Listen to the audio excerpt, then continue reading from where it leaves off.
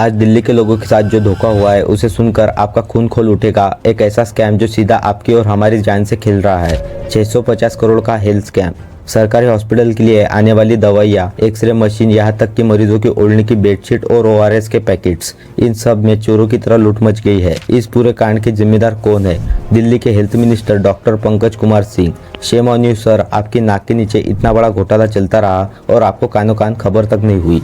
आज इस वीडियो में मैं आपको पूरी फैक्ट्स और न्यूज रिपोर्ट्स के साथ एक एक सच बताऊंगा। कैसे एक सेंट्रल एजेंसी बनाकर लूट का रास्ता साफ किया गया, कैसे चीजों के दाम 200% से 500% तक बढ़ाकर दिखाए गए और कैसा इतना बड़ा सब होकर भी मिनिस्टर साथ चुप रहते हैं। अगर आप दिल्ली के सिटीजन हो तो ये वीडियो देखना आपके लिए जरूरी है। इस वीडियो को एंड तक देखो और हर जगह शेयर करो। कमेंट में लिखो shame on you Pankaj Singh और हैशटैग चला दो #डिसमिस दिल्ली हेल्थ मिनिस्टर। भाइयों और बहनों, पहले आसान भाषा में समझो ये पूरा खेल है क्या। दिल्ली में जब रेखा गुप्ता की बीजेपी गवर्नमेंट आई तो लोगों ने उम्मीद रखी थी, लेकिन सरकार बनने के महज 6 महीनों के अंदर ही ये 650 करोड़ का बॉम्ब फट गया। इन्होंने सबसे पहले एक नया नियम निकाला, सेंट्रल प्रोक्योरमेंट एजेंसी CPA बनाई गई। इसका मतलब ये था कि अभी कोई भी सरकारी गवर्नमेंट हॉस्पिटल अपने लेवल पर दवाई या मशीन नहीं खरीद सकता।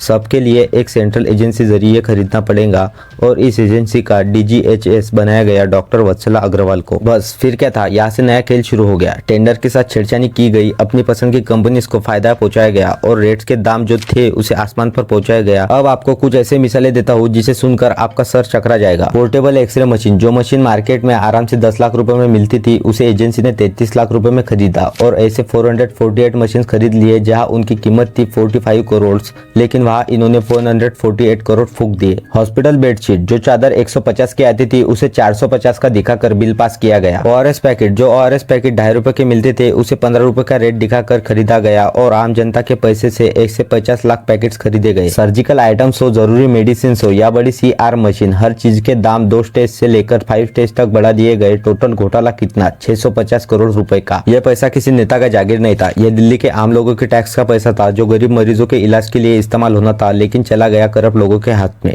अब आप सोच रहे होंगे क्या ये गलती से हुआ? बिल्कुल नहीं, ये सब एक सोची समझी साजिश थी और वेल प्लान स्क्रिप्ट थी। सबसे पहले हॉस्पिटल से उनकी खरीदने की पावर छीन ली गई ताकि पूरा कंट्रोल एक जगह आ सके। फिर एक ऐसे डॉक्टर को DGHS का हेड बना दिया गया जिसके खिलाफ पहले से ही वेगलीगेंस की इंक्वायरी चल रही थी। जब अपना ही बंदा सीट पर बैठा हो तो सप्लायर के साथ मिलकर बाइडिंग को फिक्स किया गया, नकली कंपनीज बनाई गई और ओवर बिलिंग हुई और कागज पर तो सप्लाई दिखता था लेकिन असल में हॉस्पिटल तक सामान कभी पहुंचा ही नहीं। अब जब मामला खुला तो एंटी करप्शन ब्यूरो ACB ने FIR दर्ज की। कुछ बड़े अरेस्ट भी हुए जैसे डॉक्टर वत्सला अग्रवाल, डॉक्टर विनोद कुमार रंगा और नीरज चोपड़ा। कुछ शातिर लोग तो लॉकआउट सर्कुलर लगने से पहले ही जर्मनी भाग गए। अब ED इसमें मनी लॉन्ड्रिंग की जांच कर रही है। लेकिन मेरा सवाल यहाँ पर यह है, क्या कुछ ऑफिसर मिलकर इतना बड़ा कांड कर सकते हैं क्या? मिनिस्टर साहब, आपका काम क्या होता है? ओवरसाइट रखना। मिनिस्टर साहब, जब आपके नाक के नीचे 650 करोड़ रुपए साफ कर दिए गए तो आप सो रहे थे क्या? रेखा गुप्ता जी, आपकी सरकार ईमानदारी का ढिंडोरा पिटती रहती है तो इस पर चुप क्यों है? आज हालत ये है कि आम आदमी पार्टी इस पूरे मामले को लेकर एक्सपोज कर रही है। LNGP हॉस्पिटल के बाहर बड़े प्रोटेस्ट हो रहे हैं। एक तरफ गरीब मरीजों को हॉस्पिटल में दवाएं नहीं मिल रही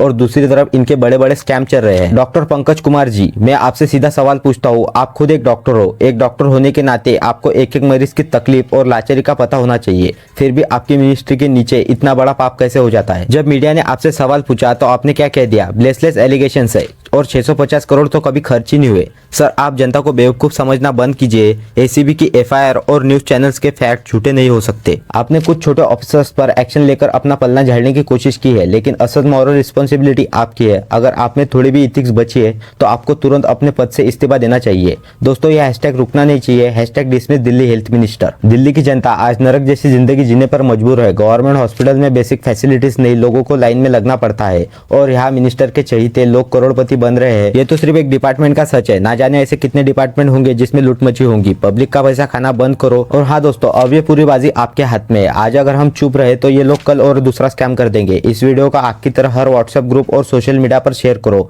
हमें सरकार से ये 3 बड़े सवाल पूछने हैं। पहला, हेल्थ मिनिस्टर अभी तक अपने पद पर क्यों बैठे हैं? उनका रीजन क्यों नहीं लिया गया? दूसरा, स्कैम में जो मैंने एक्यूज्ड है उन्हें देश छोड़कर भागने में मौका किसने दिया? तीसरा, इस स्कैम में जो नुकसान हुआ है उसकी भरपाई कौन करेगा? दिल्ली के वोटर्स, आने वाले इलेक्शन में इस धोखे को मत भूलना। जो आपके स्वास्थ्य के साथ खेलेगा उसे वोट की ताकत से पनिश करो। अगर आप या आपका कोई अपना हाल ही में किसी दिल्ली गवर्नमेंट हॉस्पिटल में एडमिट हुआ और उसे वहां दवाई या इलाज नहीं मिला तो नीचे कमेंट सेक्शन में अपना दर्द शेयर करो, हम आपकी आवाज बनेंगे। तो दोस्तों ये था दिल्ली के 650 करोड़ का हेल्थ स्कैम का पूरा सच। डॉक्टर पंकज कुमार सिंह जी आपको दिल्ली की जनता कभी माफ नहीं करेंगी। नीचे दिए गए हैशटैग को ट्रेंड कीजिए। अगर आपको लगता है मैंने सच आपके सामने रखा है तो इस वीडियो को जरूर लाइक करें, चैनल को सब्सक्राइब करें और बेल आइकन को दबा दें ताकि अगला एक्सपोज वीडियो आपको सबसे पहले पहुंचे। मिलते हैं अगले वीडियो में। जय हिंद, जय भारत।